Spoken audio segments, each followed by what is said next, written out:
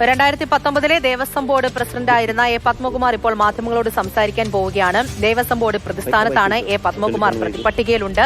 അപ്പോൾ കാര്യങ്ങളൊക്കെ ഇനിയും ദേവസ്വത്തിന്റെ ഭാഗത്തു നിന്നുമാണ് അറിയേണ്ടതായിട്ടുള്ളത്.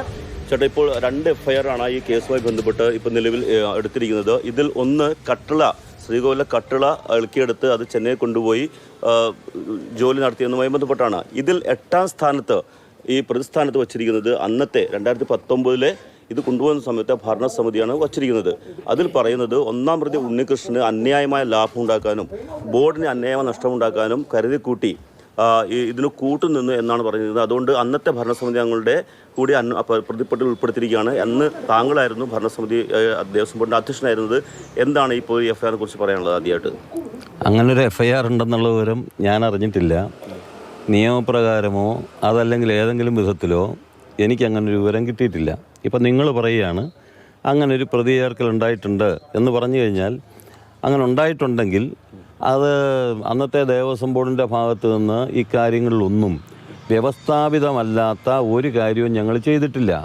അതെന്താ അതിൻ്റെ എഫ്ഐആറിൽ അങ്ങനെ ഉണ്ടെങ്കിൽ അതിൻ്റെ മറുപടി പറയേണ്ടടുത്ത് പറഞ്ഞിട്ട് അത് അവസാനിപ്പിക്കാൻ വേണ്ടിയിട്ടുള്ള കാര്യങ്ങൾ ചെയ്യും. ഇതാണിപ്പോൾ പ്രതികരിക്കാനുള്ളത്. പിന്നെ ഇപ്പോൾ ഒരു കാര്യം കൂടെ പറയാം. ഇന്നലെ കഴിഞ്ഞ ദിവസങ്ങളിൽ ഇന്നലെ വന്നിട്ടുണ്ട്, രാവിലെ മുതൽ വന്നുകൊണ്ടിരിക്കുന്നൊരു വാർത്ത. അത് പമ്പയിൽ കൊണ്ടുപോയി അതിൻ്റെ സംഗതി കൊണ്ടുപോയല്ലോ, എന്തോ ശരിയാക്കാൻ അല്ലല്ല, അതൊക്കെ കഴിഞ്ഞല്ലോ. താഴികക്കുടം കൊണ്ടുപോയി അന്നത്തെ പ്രസിഡന്റ് ഞാനായിരുന്നു എന്നുള്ള രൂപത്തിൽ ഒരു മാധ്യമത്തിനകത്ത് നിരന്തരം വാർത്ത വന്നുകൊണ്ടിരിക്കുക. അതിൻ്റെ ബന്ധപ്പെട്ടവരെ വിളിച്ച് പറഞ്ഞു, ഞാനല്ല അക്കാലത്ത്, അതെങ്കിലും ഒന്ന് നോക്കണം. ആചാരാനുഷ്ഠാനങ്ങളൊക്കെ സംരക്ഷിക്കാൻ വേണ്ടി വളരെ വാശിയോടുകൂടി പ്രവർത്തിക്കുന്ന ഒരു മാധ്യമമാണ്. അവർ കൊടുക്കുന്നത് അതിൻ്റെ പടമല്ല, അവിടെ വാതിലത്തെ ആ മണിയുടെയൊക്കെ പടം കൊടുത്തുകൊണ്ടാണ് എന്നെ ആക്രമിക്കുന്നതിന് എനിക്ക് സന്തോഷമേ ഉള്ളൂ. കാരണം ഞാൻ കുറേ കാലമായി പൊതുപ്രവർത്തനം നടത്തുന്ന ആളാണ്. ആ ആക്രമണമൊക്കെ ഒരുപാട് നേരിട്ടതുമാണ്. പക്ഷേ ഈ യഥാർത്ഥ കാര്യങ്ങളെ വിട്ട് മറ്റ് കാര്യങ്ങളിലേക്ക് പോകുന്നതാണ് ഇതിനകത്തെ പ്രധാനപ്പെട്ട പ്രശ്നം എന്നെനിക്ക് തോന്നുന്നു. ഈ പറഞ്ഞ കേസിനകത്ത് അന്നത്തെ ഭരണസമിതി ഉൾപ്പെട്ടിട്ടുണ്ടെങ്കിൽ തീർച്ചയായിട്ടും നിയമപരമായി അക്കാര്യത്തെ നേരിടും. ഞങ്ങളുടെ ഭാഗത്തൊരു തെറ്റും ഉണ്ടായിട്ടില്ല. ചെമ്പുപാളികൾ എന്നുള്ളൊരു പരാമർശം അന്നത്തെ തീരുമാനത്തിലുണ്ടല്ലോ. ഏതാ ചെമ്പുപാളികൾ എന്നുള്ളൊരു പരാമർശം ദേവസ്വം ബോർഡിന്റെ തീരുമാനത്തിൽ തന്നെ വന്നതായിട്ട് രേഖകൾ പുറത്തു വന്നു. ദേവസ്വം ബോർഡിന്റെ തീരുമാനത്തിൽ അങ്ങനൊരു ഇത് കാണില്ല. അതായത് ദേവസ്വം ബോർഡിന്റെ തീരുമാനം അതാകട്ടെ, അപ്പൊ അവിടെ പറയേണ്ടടുത്ത് പറയാം. നിയമപരമായി നേരിടുമെന്നല്ല, കോടതി പറയട്ടെ.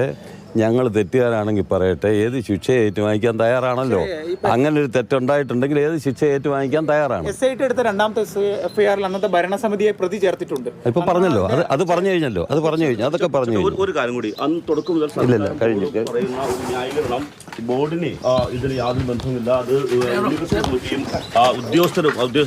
പറ്റി ആണ് പ്രധാന പ്രതി. ആ ഉദ്യോഗസ്ഥ ഭാഗത്ത് വീഴ്ച വന്നു, അത് അവിടെ മാത്രം വീഴ്ചയാണെന്ന് മട്ടിലാണ് പറഞ്ഞത്. അല്ല, പ്രതിപക്ഷ നേതാവ് ഉൾപ്പെടെയുള്ളവരും ചില മാധ്യമങ്ങൾ ഉൾപ്പെടെ കളിച്ചതിനെ സംബന്ധിച്ച് ഇപ്പോൾ വെളിയിൽ വന്നിട്ടുണ്ടല്ലോ. ബാക്കിയോട് അന്വേഷിച്ച് തീരുമാനിക്കട്ടെ, അപ്പം മനസ്സിലാവും എന്താ സംഗതി എന്നുള്ളത്. പക്ഷേ ഉദ്യോഗസ്ഥർ ചുമലിച്ചാരി ബോർഡ് മാർഗങ്ങൾ എഴുതിയോ? കാരണം ഈ തിരുവാഭരണം കമ്മീഷണർ, സെക്രട്ടറി, AO എന്നെല്ലാം പറയുന്നത് ബോർഡിന്റെ ഭാഗം കൂടിയാണ്. ബോർഡിന്റെ തീരുമാനം നടപ്പാക്കുന്നത് ബോർഡ് തന്നെയാണ്. എല്ലാ കുറ്റവും ബോർഡ് തന്നെയാണ്. ഇതെല്ലാം കൂടെ ഇളക്കിക്കൊണ്ട് പോയത് ബോർഡ് തന്നെയാണ്. ഇതുകൊണ്ട് വിറ്റതെന്ന് പറഞ്ഞാൽ തീർന്നോ സംഗതി?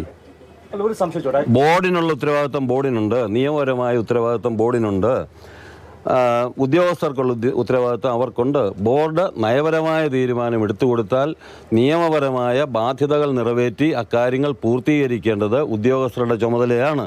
അക്കാര്യത്തിൽ എന്തെങ്കിലും വീഴ്ചയുണ്ടായിട്ടുണ്ടോ, ഞങ്ങളുടെ കാര്യത്തിൽ എന്തെങ്കിലും വീഴ്ചയുണ്ടായിട്ടുണ്ടോ, കോടതി പരിശോധിക്കട്ടെ. എല്ലാ കാര്യങ്ങളും പരിശോധിച്ച് നിങ്ങൾ തന്നെ അങ്ങ് തീരുമാനിക്കണ്ട, കോടതി തീരുമാനിക്കട്ടെ. കോടതി ഉണ്ടല്ലോ നാട്ടിൽ, അത് കഴിയട്ടെ. എനിക്ക് അറിഞ്ഞൂടാ. അതെങ്ങനെ പറ്റും?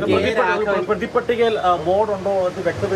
പക്ഷേ ഈ പ്രതിപട്ടികയിലുള്ള ഉദ്യോഗസ്ഥരുടെ മുമ്പിലേക്ക് മാധ്യമങ്ങളൊന്നും ഇതുപോലെ എത്തുന്നില്ല. ഇന്ത്യ പത്മകുമാറിന്റെ മുമ്പിലേക്ക് മാത്രം. അതാണ് ഒരാളിനെ നിശ്ചയിച്ചു കഴിഞ്ഞാൽ ആക്രമിച്ച് കീഴ്പ്പെടുത്താൻ തീരുമാനിച്ചിരിക്കുന്നത് എന്നെയാണല്ലോ. എനിക്ക് യാതൊരു ധൈര്യക്കുറവുമില്ല.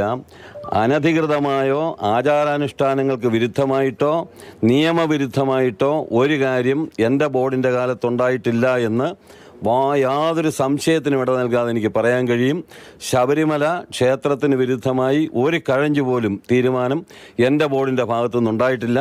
എന്തെങ്കിലും ഉണ്ടായിട്ടുണ്ടെങ്കിൽ കോടതി പറയട്ടെ, അവിടെ മറുപടി പറഞ്ഞോളാം. ശ്രമം നടക്കുന്നുണ്ടോ? ഒരു ഗൂഢാലോചന, ഇപ്പൊ എല്ലാ കുറ്റവും പത്മകുമാറിന്റെ ആണെന്ന് പറയാനുള്ള ശ്രമം ചില കേന്ദ്രങ്ങളിൽ നിന്ന് ഉണ്ടാകുന്നുണ്ടോ? അങ്ങനെ ഒരു സംശയമുണ്ടോ? അല്ല, പത്മകുമാറിൻ്റെ ഭാഗത്താണ് മുഴുവൻ കുഴപ്പമെങ്കിൽ പത്മകുമാർ ഏറ്റെടുക്കാൻ തയ്യാറാണല്ലോ. ഞാനിവിടെ നെഞ്ചുവിരിച്ച് നിൽക്കുകയല്ലേ. അങ്ങനെ ആക്കാൻ ശ്രമിക്കുന്നുണ്ടോ? അല്ല, അങ്ങനെയൊക്കെ ചില ശ്രമങ്ങൾ ഉണ്ടാവാം, എനിക്കറിഞ്ഞുകൂടാ. സംശയിക്കുന്നുണ്ടോ അങ്ങനെ ശ്രമങ്ങൾ? അല്ല, ലക്ഷ്യങ്ങളൊക്കെ പത്മകുമാർ CPM പ്രതിനിധിയായതുകൊണ്ട് CPM-ന്റെ നേതാവായതുകൊണ്ട് തന്നെയല്ല ഇങ്ങനെ വരുന്നത്. അതല്ല, ഇന്നലെ മറ്റേ ഇതിൻ്റെ കാര്യം പറഞ്ഞില്ലേ, മറ്റേ താഴിയക്കുടത്തിൻ്റെ കാര്യം പറഞ്ഞപ്പോൾ തന്നെ അന്ന് പിന്നെ 2017 ജൂൺ മാസത്തിൽ പ്രയാർ ഗോപാലകൃഷ്ണനാണ് എന്ന് വ്യക്തമായി അറിയാവുന്ന ജനൻ TV-ക്കകത്ത് പത്മകുമാറാണ് എന്ന് പ്രചരിപ്പിച്ചുകൊണ്ടിരിക്കുകയാണ്. ഞാൻ ജില്ലാ പിന്നെ ലേഖകനെ ആളിനെ വിളിച്ചു, ഗോകുലിനെ വിളിച്ചിട്ട് ഞാൻ പറഞ്ഞു, ഞാൻ ആ കാലത്തല്ല എന്ന് പറഞ്ഞിട്ട് പോലും അത് തിരുത്താൻ വൈകുന്നേരം വരെ തയ്യാറായില്ല എന്നുള്ള വളരെ മനപ്രയാസം അക്കാര്യത്തിലുണ്ട്. എന്നെ ഒറ്റതിരിച്ചാക്രമിക്കാനാണ് ശ്രമിക്കുന്നതെങ്കിൽ ഒറ്റതിരിച്ചാക്രമിച്ച് കീഴ്പ്പെടുത്താൻ ഒക്കില്ല. നിയമവിരുദ്ധമായി ഞാനൊന്നും ചെയ്തിട്ടില്ല.